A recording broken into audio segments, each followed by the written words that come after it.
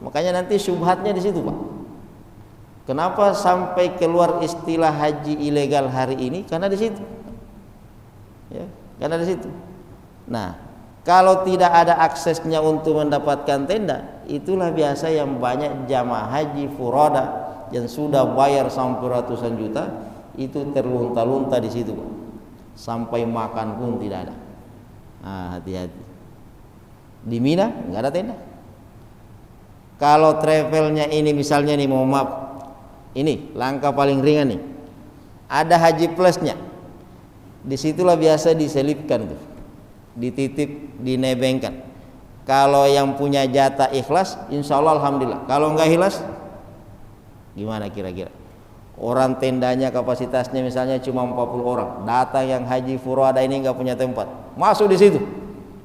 Dan jumlahnya nggak sedikit, yang tadinya kapasitas 40 jadi 80, 100 orang.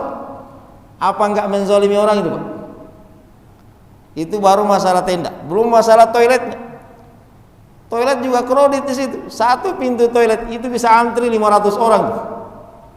Bayangkan. Apalagi datang. Nah, ini Pak ya, itu haji furoda. Visanya visa resmi, tapi tidak ada jaminan bisa dapat posisi di situ. Makanya itu Pak, ada anekdot anak-anak di sana. Ada namanya Haji bin Daud. Haji bin Daud. Kenapa? Karena dia tidak ada akses masuk di Arafah, dia wukufnya di mana? Di situ kan sekitar Armin itu kan ada bin Daud, nyangkut di situ, nggak ada jalan masuk. Apalagi kan visa furoda ini, coba ya, mohon maaf. Visa furoda ini biasanya keluar paling cepat 1 minggu sebelum orang berangkat, dan paling banyak sehari sebelum berangkat. Pertanyaannya, ada nggak travel yang mau booking pesawat, booking hotel, booking tempat sehari sebelum berangkat? Ada nggak yang berani, Pak, dengan bayaran seperti itu? Makanya haji furoda itu biasa nggak berani ngambil 100%. Artinya kan dari situ sudah mulai itu, Pak. Kalau kita ibadah itu ada namanya khusyuk persiapan. Ini spiritual kita ini sudah harus siap. Nah ini kalau kita masuk, mohon maaf nih ya, mau masuk persiapan mental ini udah mulai was-was. Nah disitulah mungkin letak perdebatannya itu, Pak. Ya, makanya tadi di awal saya sudah sampaikan, berhaji itu ada banyak dimensi aspek yang harus kita perhatikan. Mohon maaf nih, bukan sekedar bisa tembus di Arafah atau tidak bisa tembus, bukan itu masalah. Itu hanya satu dari sekian banyak dimensi haji yang harus kita perhatikan. Untuk tembus di Arafah itu namanya fikihnya, Pak. Itu baru fikihnya. Bisa jadi lolos sampai di situ, tapi dimensi lainnya, dimensi adab, itu pembahasannya luas sekali itu. Dimensi maqasidnya, tujuan kita berhaji itu apa? Apa nama itu kita di sana? Apa output yang ingin kita dapatkan berhaji itu? Haji itu, Pak, al-hajjul mabrur laisa lahu ilal jannah. Haji mabrur itu enggak main-main. Orang yang haji dan sukses jadi haji mabrur itu jaminannya pasti masuk surga itu. Tapi untuk mendapatkan predikat haji mabrur ini enggak semudah itu. Makanya mohon maaf nih, jangan menyepelekan fatwa itu, Pak. Fatwa itu keluar pasti ada pertimbangannya. Jangan selalu kita membuli kemenak. Bismillahirrahmanirrahim. Assalamualaikum warahmatullahi wabarakatuh.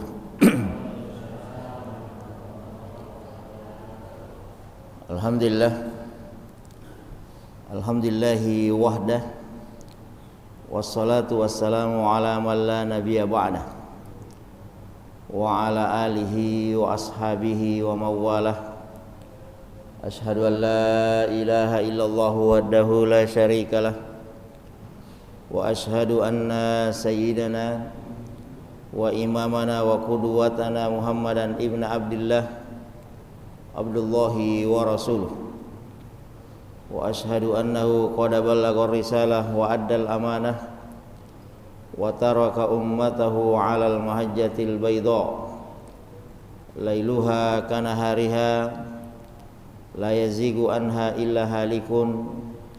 Salawatu rabbi wa salamuhu alaihi wa ala alihi wa ashabihi wa man tabi'ahum bi ihsan ila yaumiddin, amma ba'd. Allahumma 'allimna bima yanfa'una wa anfa'na bima 'allamtana wa hasbunallahu wa ni'mal wakil, ni'mal maula wa ni'man nasir, wala haula wala quwata illa billahil aliyil azim. Alhamdulillah, jamaah salat subuh yang dimuliakan Allah, kita layak bersyukur pada subuh hari ini telah bersama-sama menunaikan salah satu kewajiban kita, yaitu salat subuh secara berjamaah. Kemudian insyaallah kita lanjutkan pengajian subuh dan duduk sejenak di majelis ini yang insyaallah merupakan pertanda bahwasanya Allah masih mencintai kita semua. Sebagaimana sabda Rasulullah sallallahu alaihi wasallam, "Innallaha yu'ti ad-din ila ma yuhib."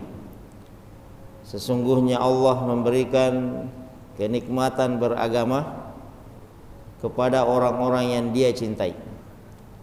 Dan salah satu nikmat beragama itu adalah situasi seperti ini, momentum seperti ini. Kita datang sholat subuh berjamaah di masjid, kemudian duduk sejenak berzikir, kemudian kita lanjutkan dengan pengajian, saling bermau'izah, saling menasehati dan saling mengingatkan. Ini merupakan indikasi bahwasanya Allah mencintai kita. Karena dalam sambungan hadis tadi juga disebutkan, wa innallaha yu'ti ad-dunya ila ma yuhib wa man la yuhib. Sebaliknya kata Rasulullah, kalau untuk urusan dunia, kenikmatan dunia ini, itu Allah berikan kepada orang yang Dia cintai dan orang yang tidak Dia cintai. Nah, jadi rata Pak, mau beriman tidak beriman, mau rajin berjamaah tidak rajin berjamaah, mau muslim mau non muslim, kalau urusan dunia itu Allah berikan kepada semuanya. Kalau untuk urusan dunia kata ulama kuncinya cuma satu, siapa yang bekerja keras dia akan mendapatkan. Nah, tapi untuk urusan beragama ini, ya itu hanya orang-orang yang dipilih oleh Allah Subhanahu wa taala. Apalagi sholat berjamaah seperti ini, apa kata Rasulullah? Man wazabal jamaah fashhadu lahu bil iman. Siapa yang senantiasa datang berjamaah di masjid, maka jadilah saksi bahwasanya orang itu adalah orang yang beriman. Maka insyaallah kita semua adalah orang-orang yang beriman. Amin ya rabbal alamin. Baik hadirin yang dimuliakan oleh Allah Subhanahu wa taala. Ketika Nabi Ibrahim alaihissalam itu selesai membangun Ka'bah, dan memang waktu itu di Mekah hanya ada 3 manusia yang menjadi penduduk Mekah waktu itu, Pak. Belum ada apa-apa dan belum ada siapa-siapa di situ. Waktu itu hanya ada Nabi Ibrahim, hanya ada Nabi Ismail, dan hanya ada Siti Hajar saja. 3 manusia ini saja. Dibanding hari ini, Mekah sekarang Pak membludak luar biasa. Bahkan 2 hari yang lalu kan kita sama-sama membaca ya pernyataan Duta Besar Indonesia untuk Arab Saudi. Bahkan yang pergi umroh saja tidak balik-balik itu ada 100.000 orang yang pergi umroh tapi tidak pulang-pulang. Itu ada 100.000 manusia, Pak. Bayangkan yang lainnya itu. Artinya Mekah hari ini adalah salah satu kawasan paling padat di dunia. Nah, dulu Nabi Ibrahim memulainya itu hanya 3 orang ini. Hanya beliau, anaknya Nabi Ismail, dan Siti Hajar istrinya. Belum ada siapa-siapa. Dan ketika beliau selesai membangun Ka'bah ini pun para ulama sampai hari ini belum sepakat, Pak. Apakah Nabi Ibrahim ini membangun Ka'bah betul-betul dari nol mulai dari pondasinya, atau hanya sekedar menyambung bangunan ini, atau hanya sekedar meninggikan bangunan. Karena di zaman Nabi Ibrahim pun Pak, Ka'bah ini belum selesai. Makanya kan ada namanya Hijr Ismail tuh.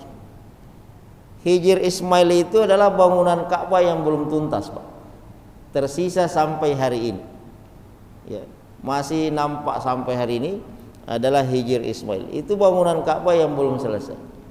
Artinya proses itu belum rampung sebenarnya.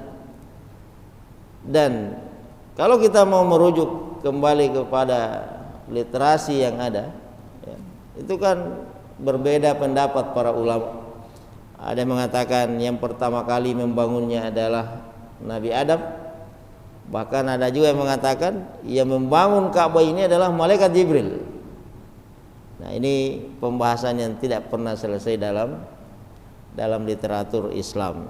Tapi intinya hadirin yang dimuliakan oleh Allah Subhanahu wa taala, ketika Nabi Ibrahim selesai tugasnya ini, menyelesaikan Ka'bah ini, maka datang perintah selanjutnya. Nabi Ibrahim ini kan satu dari sekian banyak rasul dan nabi yang mendapatkan ujian, cobaan dan perintah yang luar biasa dari Allah Subhanahu wa taala. Makanya beliau termasuk nabi ulul azmi. Ya. Dari ratusan rasul dan nabi, setelah disaring nanti ada 5 rasul terbaik. Inilah yang disebut dengan kelompok ulul azmi. Nah, termasuk Nabi Ibrahim. Kenapa? Nah, karena dalam Al-Quran disebutkan, Pak, wa idzibtala Ibrahim rabbuhu bikalimatin fa'atammahun. Wa idz, ingatlah wahai Muhammad, ibtala Ibrahim rabbuhu, ketika Allah Subhanahu wa taala menguji Nabi Ibrahim, Tuhannya Nabi Ibrahim menguji Nabi Ibrahim. Apa ujian Nabi Ibrahim, Pak? Bikalimatin. Nah, coba lihat ayat itu di surah Al-Baqarah. Kalimatin di sini adalah bukan satu ujian, 2 ujian. Banyak ujiannya Nabi Ibrahim itu. Dalam kitab tafsir Ibnu Katsir disebutkan Nabi Ibrahim itu sampai kurang lebih 40 kali diuji oleh Allah Subhanahu wa taala. Dan apa hasilnya? Di situ Allah sendiri yang menegaskan fa'atammahun. Semua ujian, cobaan, perintah yang diberikan oleh Allah kepada Nabi Ibrahim itu semuanya tuntas diselesaikan oleh beliau. Artinya semua cobaan yang diberikan oleh Allah itu semuanya dijalani dengan baik oleh Nabi Ibrahim alaihissalam. Nah, termasuk Nabi Ibrahim ini ketika selesai membangun Ka'bah ya, tiba-tiba datang malaikat Jibril. Ini kisah ini bisa kita dapatkan dalam tafsir Ibnu Katsir ketika beliau menjelaskan firman Allah dalam Al-Quran di surah Al-Hajj ayat 27, wa adzim finnas bil haji yatuka rijalan wa ala kulli dhamirin yatina min kulli fajjin amik. Ketika turun ayat ini, disitulah Ibnu Katsir menjelaskan cerita ini. Nah, ketika selesai Ka'bah ini dibangun, hadirin yang dimuliakan oleh Allah Subhanahu wa taala, tiba-tiba datang malaikat Jibril. Apa kata malaikat Jibril? Wahai Muhammad, ada perintah Allah nih selanjutnya, ujian selanjutnya. Apa itu? Adzin finnas. Adzin finnas. Kamu sudah membangun Ka'bah ini. Tugas selanjutnya, tidak mungkin Ka'bah ini dibangun tidak ada orang datang ke sini. Tidak mungkin Masjid Mutmainnah ini sudah cantik seperti ini kita bangun, nggak ada orang datang ke masjid. Maka tugasmu sekarang wahai Ibrahim adalah adzin finnas. Panggil semua umat manusia, undang semua umat manusia datang ke sini. Nah, ini Pak, diabadikan oleh Allah dalam Al-Quran di surah Al-Hajj ayat 27. Wa adzin finnas bil hajj yatuka rijalan. Panggil undang semua umat manusia untuk datang berhaji di Ka'bah ini, yatuka rijalan. Ya, ada yang datang jalan kaki, Wa ala kulli dhamirin, ada juga yang datang dalam kondisi naik unta, ya. Naik unta yang kurus, min kulli fajjin amik, datang dari berbagai penjuru dunia.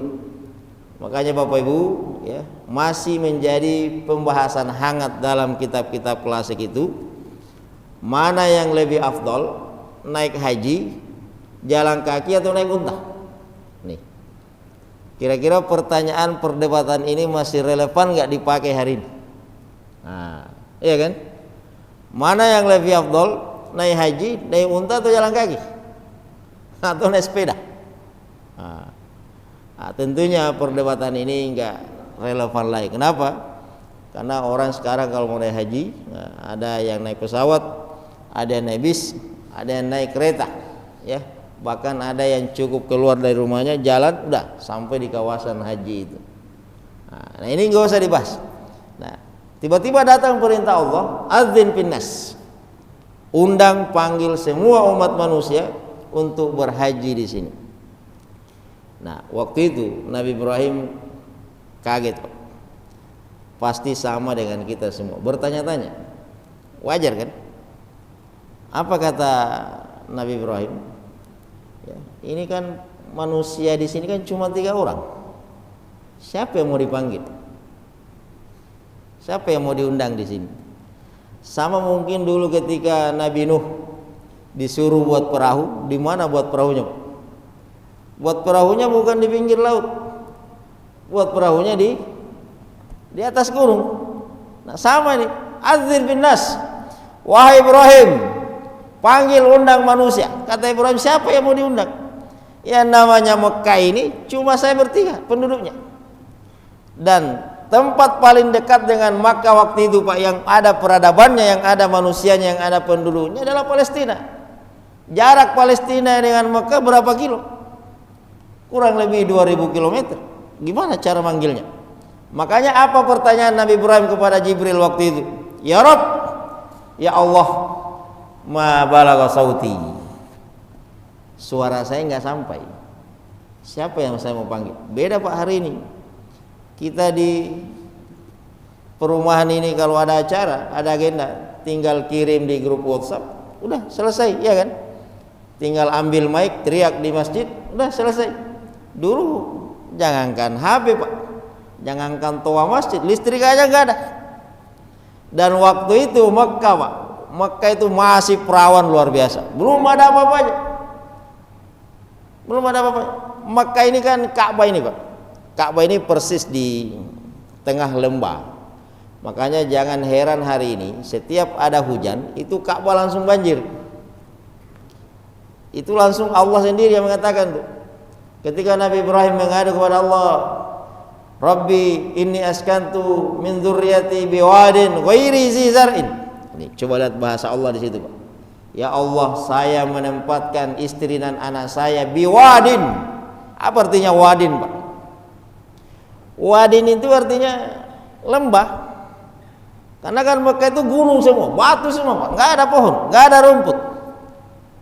Tidak ada apa-apa. Bahkan kata ulama, hewan pun tak ada waktu itu. Gersak. Makanya Ka'bah ini persis berada di tengah-tengah lembah. Makanya Mekah itu, Pak, kalau hujan itu semua air lari ke Ka'bah. Coba kalau kita masuk Masjid Haram itu, masuk ke dalam, itu pasti turun lagi tuh, saking rendahnya. Nah, disitulah Nabi Ibrahim, Pak, polos, nggak ada apa-apa. Maka apa kata Nabi Ibrahim? Ya Rabb, ya Allah, ma balagha sauti, suara saya nggak sampai. Artinya bagaimana caranya saya memanggil orang datang berhaji di sini? Nah, disitulah keluar jawaban Allah, dan ini juga yang menjadi jawaban sampai hari ini. Kenapa kita bisa naik haji? Kenapa kita bisa berumroh? Dan kenapa kita bisa sampai di tanah suci? Ini jawabannya, Pak. Apa kata Allah Subhanahu wa taala? Ya Ibrahim, adzin wa alayyal iblaq. Nah ini, Pak, inilah keyakinan yang tertancap dalam dadanya Nabi Ibrahim, yang sejak mendengarkan jawaban itu dari Allah Subhanahu wa taala, serta merta Nabi Ibrahim langsung mencari tempat paling tinggi waktu itu, Pak, di sekitar Ka'bah. Apa kata Allah? Adzin, Ibrahim, tugas kamu cuma teriak saja. Tugas kamu hanya teriak dan memanggil. Tugas kamu hanya mengundang. Wa alayyal iblaq. Adapun gimana caranya suara kamu sampai, gimana caranya undangan kamu sampai, gimana cara memanggil orang itu supaya sampai di sini, itu urusan saya. Ini Pak, ini satu keyakinan yang harus kita yakini dulu. Kita sampai di sana itu semuanya karena Allah Subhanahu wa taala. Bukan karena travel, bukan karena Kemenak, bukan karena Arab Saudi. Ya, ini murni panggilan Allah Subhanahu wa taala. Maka sejak saat itu Pak, Nabi Ibrahim langsung mencari posisi paling tinggi di sekitar Ka'bah. Mana posisi paling tinggi di sekitar Ka'bah waktu itu? Ini kan Ka'bah tadi lembah ya. Nah itu semuanya gunung Pak. Makanya kayak Sofa itu namanya bukit juga, Bukit Sofa. Marwah juga gunung tuh. Jadi ada gunung Safa, ada gunung Marwah. Cuma kan sekarang sudah direndahkan. Nah, tapi Safa dan Marwah ini itu masih tempat yang agak rendah itu. Nah, ada satu gunung di situ. Itulah tempat paling tinggi di sekitar Ka'bah. Nah, itulah yang disebut dengan Jabal Abu Qubais. Nah, di mana letak Jabal Abu Qubais ini? Nah, Bapak Ibu yang pernah naik haji dan naik umroh, kalau lihat di sebelah kanannya Masjidil Haram itu ada istana raja di situ. Nah, pas di bawah posisi istana raja itu, itulah yang disebut dengan Jabal Abu Qubais. Itu gunung yang sangat legend Pak. Gunung yang sangat bersejarah, dan salah satu gunung nanti yang akan ikut diangkat ke surga adalah Jabal Abu Qubais ini. Inilah gunung pertama yang diciptakan oleh Allah di muka bumi, Jabal Abu Qubais. Nah, kan nanti ada beberapa gunung ya, termasuk Gunung Uhud, itu juga nanti akan ikut ke surga. Kawasan Raudhah antara rumahnya Rasulullah dengan mimbarnya Rasulullah itu juga nanti diangkat ke surga. Ada beberapa tempat di dunia ini itu nanti akan ikut ke surga. Nah, salah satunya adalah Jabal Abu Qubais ini. Nah, datanglah Nabi Ibrahim di situ Pak, teriak di atas. Apa kata Nabi Ibrahim? Ayyuhan nas, innallaha amarakum bil hajj. Wahai umat manusia, sesungguhnya Allah memerintahkan kalian untuk berhaji. Sejak saat itu, ketika Nabi Ibrahim memanggil kita semua Pak, sampai hari ini tidak pernah orang berhenti berhaji dan umroh. Nanti orang berhenti haji dan umroh ketika datang COVID-19 itu. Berapa lama orang haji dan umroh itu Pak? Jadi ibadah haji dan umroh itu bukan syariatnya Kemenak, bukan syariatnya Arab Saudi, bukan syariatnya Rasulullah SAW. Itu sudah ada sejak zamannya Nabi Ibrahim. Kapan tuh? Kurang lebih 4.000 tahun yang lalu. Jadi usia ibadah haji dan umroh itu sudah kurang lebih 4.000 tahun yang lalu Pak. Sampai hari ini nggak pernah selesai orang datang ke sana. Nah, makanya kalau kita mau kembali tadi ke literasi ini, jelas ya bahwasanya kita semua ke sana karena panggilan Allah Subhanahu wa taala. Nabi Muhammad sendiri itu berhaji dalam hidupnya kurang lebih 3 kali Pak. Ada riwayat dari Abdullah bin Jabir dalam kitab At-Tirmidzi, diriwayatkan di situ, karena Nabi sallallahu alaihi wasallam hajja 3 hijaj. Apa kata Abdullah bin Jabir radhiyallahu anhu? Adalah Rasulullah sallallahu alaihi wasallam itu berhaji 3 kali. Hajjataini ma qabla al-hijrah wa hajjatan ma ba'dal hijrah. Ya, 2 kali sebelum hijrah dan sekali setelah hijrah. Nah, adapun sebelum hijrah ini itu masih simpang siur. Seperti apa hajinya Nabi SAW ketika masih berada di Mekah. Nah, yang paling terkenal itu, dan itulah yang menjadi panduan kita berhaji hari ini, adalah hajinya Rasulullah ketika setelah hijrah, ketika berada di Madinah. Nah, itu juga yang disebut dengan istilah haji wada. Haji wada. Nah, haji wada inilah yang kita mendapatkan banyak rujukan-rujukan tentang manasik haji ini. Nah, hadirin dimuliakan oleh Allah Subhanahu wa taala, berdasarkan ini kita di Indonesia berhaji ya, termasuk di Indonesia ini minimal ya ada 4 cara naik haji hari ini, Pak. Sekarang kan lagi heboh nih, ya. Lagi heboh, lagi ramai. Adakah haji ilegal itu? Dan ilegal ini menurut siapa? Nah, ya. Adakah haji ilegal dan ilegal menurut siapa? Nah, ini kita tidak bisa mengambil kesimpulan kecuali kita melihat haji ini secara utuh, Pak. Karena dimensi haji ini luas. Kita tidak bisa membahas haji ini dari aspek fikihnya saja. Haji itu punya 3 dimensi namanya. Ada dimensi fikih, ada dimensi adab, dan ada dimensi, ya, ada dimensi fikih, ada dimensi adab, dan ada dimensi maqasid syariahnya namanya, Pak. Nah, kalau kita sudah lihat ini secara utuh, nanti silakan ngambil kesimpulan masing-masing. Ini sah apa tidak? Ini boleh apa enggak? Ini ilegal apa tidak? Nah, yang jelas untuk Indonesia hari ini setidaknya ada 4 cara untuk naik haji. Nah, ya. Ada 4 cara untuk naik haji. Yang pertama, ada namanya haji reguler, Pak. Ya. Haji reguler ini, ya, adalah haji di bawah koordinasi langsung Kementerian Agama. Dan ini adalah haji yang punya visa haji. Ini sah. Ya. Visanya visa haji. Nanti kan perdebatannya di sini, ya, titik masalahnya di visa, Pak. Nah, kalau mau tahu seperti apa haji ini, sama dengan istilah nikah siri, ya kan? Nikah siri ini bisa jadi sah secara fikih, tapi hukum positifnya tidak sah. Nah, nanti panjang pembahasannya. Nah, jadi yang pertama ini adalah haji reguler, Pak. Visanya visa resmi, visa haji. Nah, cuma untuk naik haji reguler hari ini, Pak, itu antriannya panjang. Ada yang 20 tahun, ada yang 30 tahun. Bahkan kalau kayak Malaysia itu sampai 100 tahun lebih antriannya. Sempat mati 3 kali baru naik nomornya. Saking lamanya menunggu. Iya, Pak, sudah banyak orang tua kita ini, bukan Malaysia, di Indonesia, belum keluar nomor antriannya, belum berangkat, orangnya sudah meninggal, saking lamanya menunggu. Makanya ini juga nanti yang menjadi pemicu kenapa banyak tergiur dengan janji haji langsung berangkat itu, Pak, karena kondisi seperti ini. Nah, belum lagi pembayarannya juga sudah naik, kan. Kalau dulu haji reguler ini itu 32 juta sudah bisa berangkat, Pak.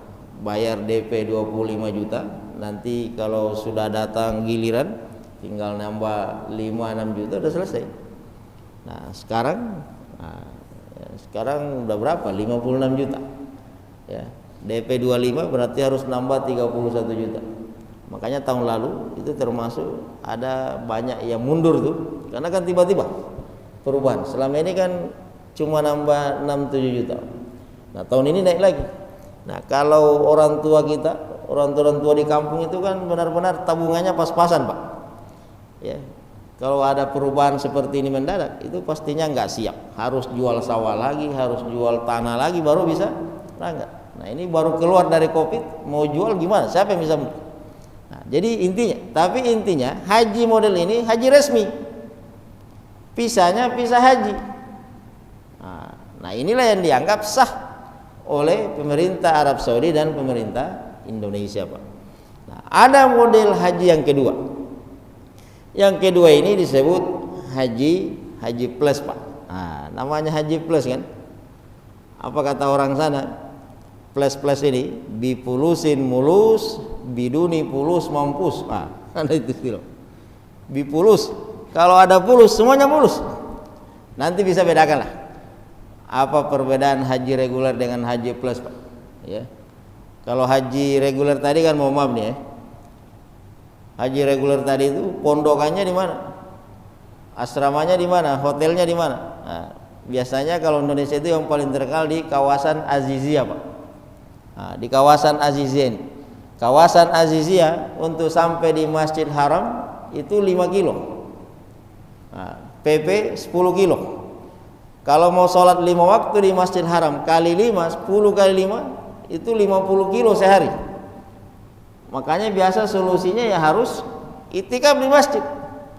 Itu belum masalah yang lain. Masalah selanjutnya, kalau yang naik haji ini sudah usia 60 tahun ke atas, 70 tahun ke atas, itu kira-kira siapa yang mau mendampingi orang tua kita ini? Jalan kaki tanggung, terus naik bis, antrinya banyak. Dan nanti sampai di sana itu siapa yang mau mengawal, Pak? Makanya itu kan banyak kasus. Banyak jamaah haji yang nyasar, ya, lupa pulang karena itu tadi, Pak. Jumlah jamaah haji ini tidak sepadan dengan jumlah petugas. Kalau jamaahnya anak milenial semua ngerti HP, itu aman insya Allah, Pak. Tinggal share lokasi aja. Tapi yang orang tua kita usia 70-80 tahun mana ngerti HP ini. Nah, itu biasa kendalanya di situ, Pak. Tapi kalau haji plus, nah, haji plus itu depan masjid kan ada tower Zamzam itu. Kalau bintang 5 bayar 200 juta itu sudah dapat kamar di situ. Turun langsung masjid. Nah, itu tadi istilah orang. Kenapa disebut haji plus? Ya, nggak jauh-jauh dari plus ya. Bipulusin mulus, biduni bulus. Nah, tadi. Kalau ada pulus mulus, kalau nggak ada pulus, nah, tadi harus kerja keras, Pak. Nah, cuma haji plus ini juga harus antri 6 sampai 7 tahun ya, 6-7 tahun, dan alhamdulillah visanya juga visa resmi. Nah, ya. Nah, sampai di sini nih ada haji reguler, ada haji plus. Nah, haji plus ini bayarannya pasti mahal ya. Kalau yang reguler tadi hanya 56 juta, nah yang plus ini kalau yang paling murah 150-170 juta. Itu bintang 4 tuh. Ya, kalau mau bintang 5 yang 200-250, bahkan ada yang sampai 300 juta, Pak. Bahkan ada haji plus nih, haji plus 500 juta. Nah, karena di mana hotelnya di pos di bawah jam itu ada namanya Hotel Fairmont. Fairmont ini adalah hotel paling mahal di Tower Zamzam. Itu kalau normal, Pak, semalam 12 juta. Kalau Ramadan itu sudah 70 juta semalam tuh. Nah, yang haji plus 500 juta tadi ada lagi yang paling mahal tuh di sebelahnya. Namanya Hotel Darut Tauhid Intercontinental. Itulah hotel paling mahal di Mekah itu. Nah, biasanya jadi ada harga ada rasa. Nah, disitulah haji plus itu. Nah, kemudian yang ketiga ada namanya haji furoda, Pak. Ya, ini kita jelaskan biar ada referensi ya, biar nanti ada referensi menjadi edukasi juga buat kita semua. Nah, haji furoda ini visanya visa resmi juga, visa haji. Ya, datang dari Saudi yang mengeluarkan. Ya, Saudi yang mengeluarkan. Kalau nggak salah jatahnya hanya kurang lebih 2000 seat, Pak. Haji furoda itu. Nah, itulah yang diperebutkan, bukan se-Indonesia, se-dunia. Makanya kenapa visa furoda ini mahal? Haji furoda ini, Pak. Haji furoda ini ada yang menghargainya sampai 1 miliar untuk haji furoda. Karena itu tadi mindset kita haji tanpa antri. Karena kalau mau dibandingkan tadi 30 tahun, 40 tahun, 100 tahun, kapan berangkatnya? Iya kan? Haji plus memang plus tapi nunggu juga 6-7 tahun. Kita kan orang Indonesia paling susah antrinya, Pak. Paling nggak mau menunggu. Pekerjaan paling membosankan Indonesia adalah menunggu, iya kan? Nah, makanya datang tawaran seperti ini, haji tanpa antri, visanya visa resmi, haji furoda. Nah, cuma ini yang harus kita jelaskan, Pak. Jangan selalu membayangkan haji furoda itu adalah hajinya para sultan. Kenapa banyak yang naik haji furoda itu ngamuk-ngamuk di media sosial? Nih, hati-hati nih. Karena kecewa, tidak sesuai dengan ekspektasinya. Dia pikir kalau sudah naik haji furoda, bayar mahal tadi sampai 1 miliar tadi tuh. Iya, Pak, sampai 1 miliar. Saking semangatnya orang naik haji kan. Itu membayangkan kami akan sama tempatnya kayak Ganjar Pranowo kemarin kan. Tendanya tenda eksekutif dan lain sebagainya. Ternyata sampai di sana di mana? Nah, ada yang wukufnya di atas bis. Ada yang tidak punya tenda. Nah, hati-hati, Pak. ya. Ini haji furoda, itu pemerintah Saudi tidak ikut campur di situ, hanya memfasilitasi visanya. Pemerintah Indonesia, Kemenak juga tidak ikut campur. Jadi siapa yang ngurus? Travel. Masalahnya di mana? Nah, kalau travel ini tidak ada akses, nanti kan haji ini kan paling banyak di kawasan Armina namanya, Arafah, Musdalifah dan Mina. Dan di situ penentunya adalah tenda ini, ada tendanya. Dan itu sudah diatur. Makanya nanti syubhatnya di situ, Pak. Kenapa sampai keluar istilah haji ilegal hari ini? Karena di situ. Ya, karena di situ. Nah, kalau tidak ada aksesnya untuk mendapatkan tenda, itulah biasa yang banyak jamaah haji furoda yang sudah bayar sampai ratusan juta itu terlunta-lunta di situ, Pak. Sampai makan pun tidak ada. Nah, hati-hati. Di Mina nggak ada tenda. Kalau travelnya ini misalnya nih, mohon maaf, ini langkah paling ringan nih, ada haji plusnya. Disitulah biasa diselipkan tuh, dititip, dinebengkan. Kalau yang punya jatah ikhlas, insya Allah alhamdulillah. Kalau nggak ikhlas, gimana kira-kira? Orang tendanya kapasitasnya misalnya cuma 40 orang, datang yang haji furoda ini nggak punya tempat, masuk di situ. Dan jumlahnya nggak sedikit, yang tadinya kapasitas 40 jadi 80, 100 orang. Apa nggak menzolimi orang itu, Pak? Itu baru masalah tenda, belum masalah toiletnya. Toilet juga kredit di situ. Satu pintu toilet itu bisa antri 500 orang. Bayangkan. Apalagi datang. Nah, ini Pak, itu haji furoda. Visanya visa resmi, tapi tidak ada jaminan bisa dapat posisi di situ. Makanya itu Pak, ada anekdot anak-anak di sana. Ada namanya Haji bin Daud. Haji bin Daud. Kenapa? Karena dia tidak ada akses masuk di Arafah, dia wukufnya di mana? Di situ kan sekitar Armin itu kan ada bin Daud, nyangkut di situ, nggak ada jalan masuk. Apalagi kan visa furoda ini, coba ya, mohon maaf. Visa furoda ini biasanya keluar paling cepat 1 minggu sebelum orang berangkat, dan paling banyak sehari sebelum berangkat. Pertanyaannya, ada nggak travel yang mau booking pesawat, booking hotel, booking tempat sehari sebelum berangkat? Ada nggak yang berani, Pak, dengan bayaran seperti itu? Makanya haji furoda itu biasa nggak berani ngambil 100%. Artinya kalau gagal pulang kembali, uangnya 100% bulan. Karena nggak ada kepastian. Karena nggak ada kepastian itu, nanti di sana diatur, dikondisikan. Nah, hati-hati Pak.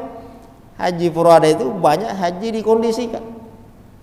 Tak punya tempat, nggak punya tenda, hotel nggak ada, bisnya pun nggak ada. Karena mohon maaf nih, ini banyak kasus. Kebetulan kawan kami itu tim haji furoda tahun lalu, Pak. Tahun lalu itu termasuk haji furoda itu paling kacau balau itu. Hati-hati ini dengan iming-iming tanpa antri itu, ya. Nah, kemudian yang keempat, inilah model haji yang keempat, Pak. Disebut dengan haji mandiri, haji backpacker. Kalau kata orang sana, haji koboi. Nah, mohon maaf, inilah yang disebut oleh pemerintah Indonesia dan Arab Saudi hari ini haji ilegal. Bahkan nih, mohon maaf nih, sampai keluar fatwa terbaru, hajinya nggak sah. Nah, ini haji mandiri ini seperti apa modelnya, Pak?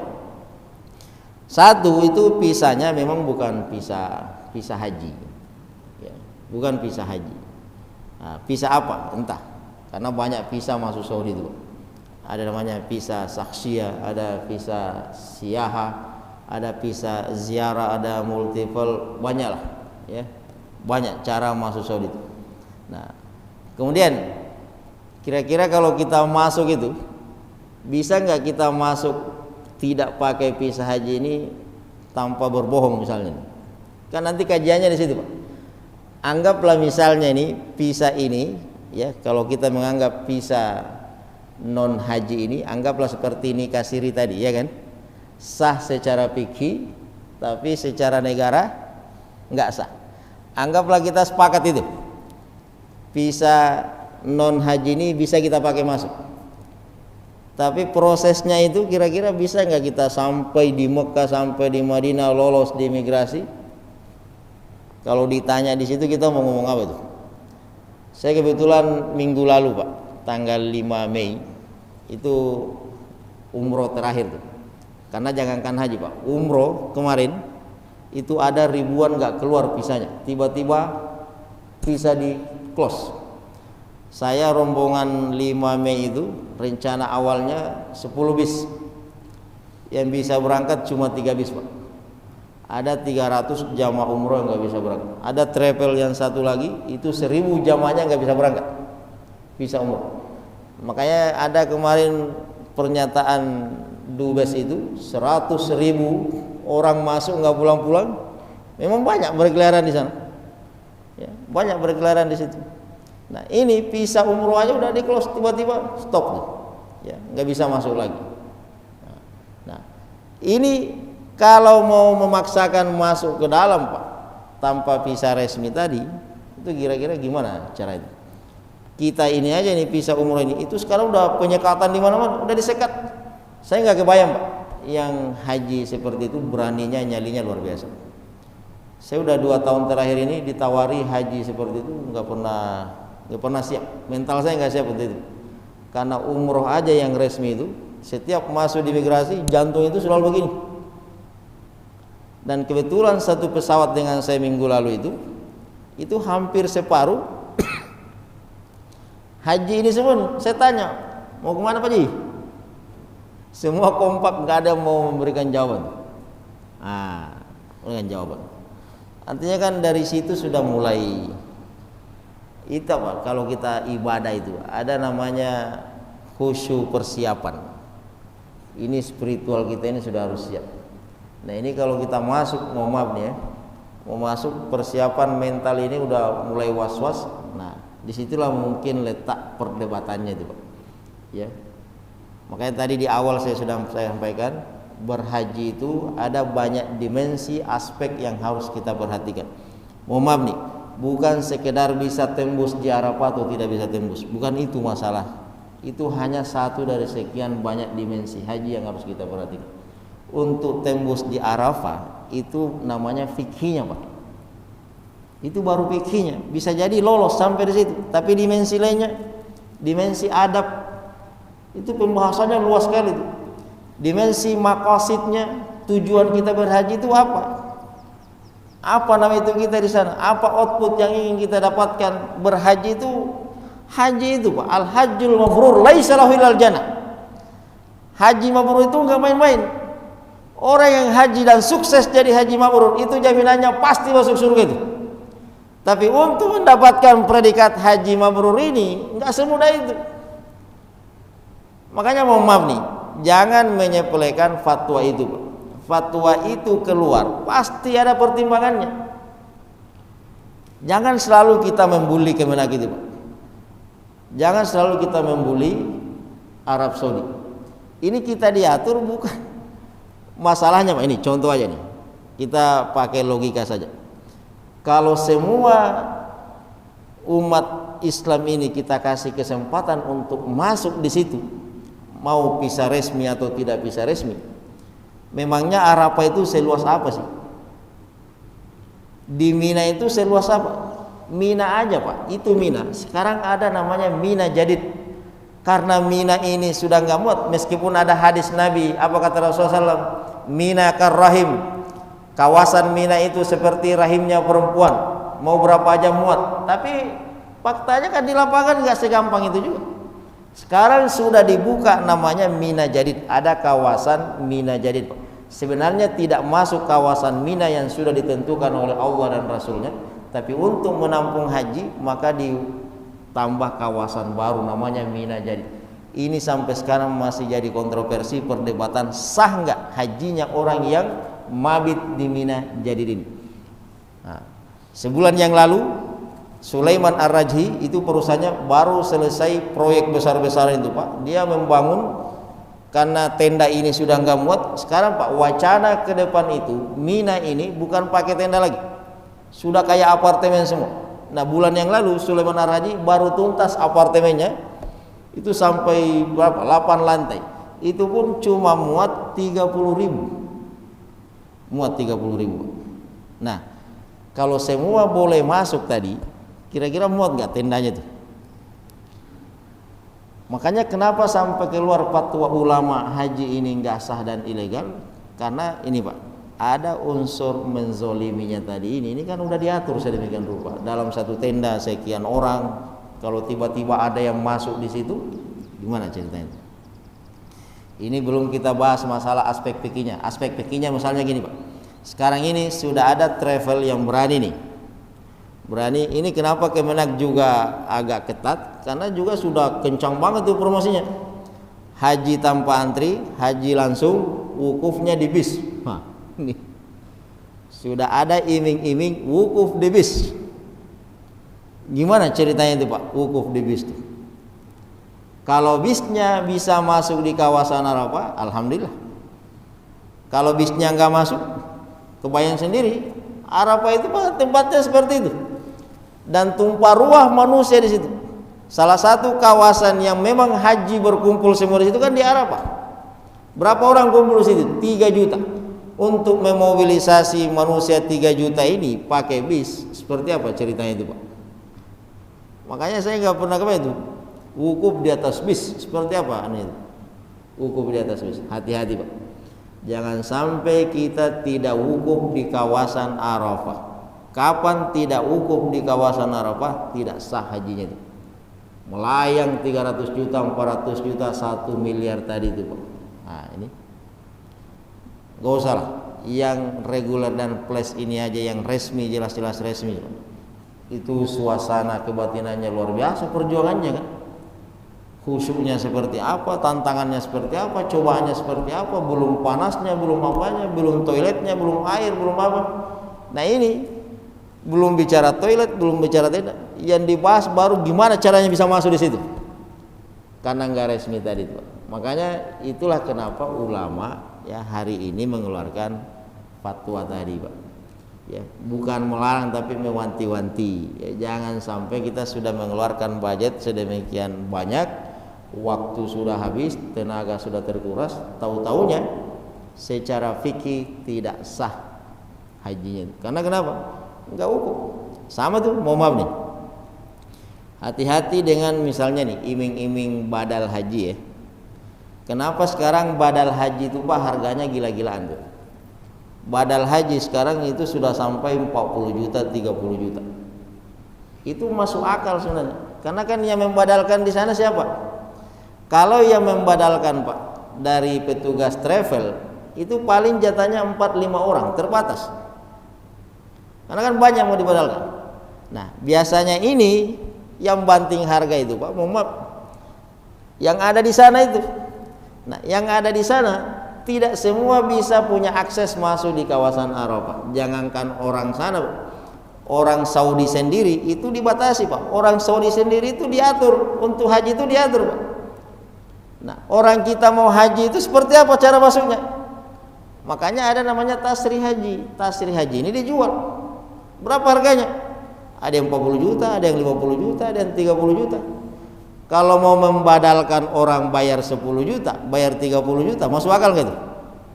Nggak masuk. Nah, gimana caranya? Makanya kalau ada yang 10 juta, 5 juta, hati-hati Pak. Jangan sampai nggak sampai di Arafah nih hajinya. Nih, jadi cari orang yang betul-betul amanah. Kira-kira sudah bisa mengambil kesimpulan nggak Pak? Untuk masalah haji ini ya. Kenapa fenomena haji ilegal ini ramai hari ini ya, bukan masalah sah atau tidak sahnya, karena memang kita sudah diatur sedemikian rupa. Kenapa Indonesia antrinya panjang ya? Karena penduduknya banyak. Kalau mau cepat pergilah ke negara-negara yang penduduknya sedikit. Sama di Indonesia nih, di Indonesia ini kan nggak semua sama kotanya itu. Ada yang 30 tahun, ada yang 25 tahun. Kota mana yang paling lama antriannya? Misalnya di Kalimantan Selatan, orang Banjar, orang Bugis, Sulawesi, itu panjang antrian. Kalau nggak mau panjang antrian ke Nusa Tenggara Timur misalnya kan, yang penduduknya sedikit, antriannya sedikit. Nah, jadi karena memang penduduknya banyak. Nah, karena ini panjang, akhirnya banyak yang nggak sabaran. Mohon maaf ya. Jadi seperti itu. Apa kata Allah Subhanahu, kata Rasulullah, Ini salah satu dasar kita juga nanti menjadi pertimbangan. Innallaha thayyibun la yaqbalu illa thayyiban. Sesungguhnya Allah itu maha baik, tidak menerima kecuali yang baik-baik. Ini berhaji bukan ibadah kaleng-kaleng, Pak. Haji ini hadiahnya adalah surga langsung. Kalau mau mencapai itu, semuanya harus dipersiapkan sedemikian rupa. Jangan ada syubhat-syubhatnya, jangan ada kontroversinya, jangan ada masalahnya, Pak. Ya. Jangankan yang kayak tadi ngomong sedikit saja, la rafatha wala fusuqa wala jidal, debat dikit aja di tanah haram itu sudah bermasalah itu. Berdebat, Pak. Ya. Berdebat sedikit itu sudah konsekuensinya bahaya itu. Apalagi tadi dengan proses-proses seperti itu. Kira-kira hadirin dimuliakan oleh Allah Subhanahu wa taala. Allahumma rzuqna ziyaratal haramain. Mudah-mudahan Allah Subhanahu wa taala memudahkan kita semua untuk bisa berhaji, dan bagi yang punya kesempatan haji tahun ini Allah Subhanahu wa taala mudahkan semuanya, Allah berikan kelancaran, Allah berikan kesehatan. Karena haji ini memang jihad, Pak, ya. 40 hari kurang lebih, sekarang cuaca sudah hampir 50 derajat Celcius. Ya, panasnya luar biasa.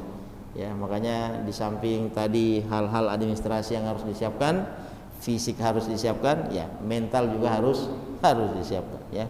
Banyak hal yang harus kita persiapkan. Makanya kalau hari ini kita masih membahas hal-hal seperti itu, kasihan jamaah haji kita, Pak. Kalau masih membahas masalah ilegal tidak ilegal, ya, resmi tidak resmi, itu sudah mubazir pembahasannya. Yang perlu dipersiapkan oleh jamaah haji kita, gimana bisa datang ke sana dengan khusyuk, beribadah, mentalnya siap, fisiknya siap, ya, diberikan kelancaran semuanya oleh Allah Subhanahu wa taala. Ini yang bisa kami sampaikan, lebih kurangnya mohon dimaafkan. Minallahi musta'an wa la tiklan. Subhanakallah bihamdik, asyhadu an la ilaha illa anta astaghfiruka wa atubu ilaik. Assalamualaikum warahmatullahi wabarakatuh.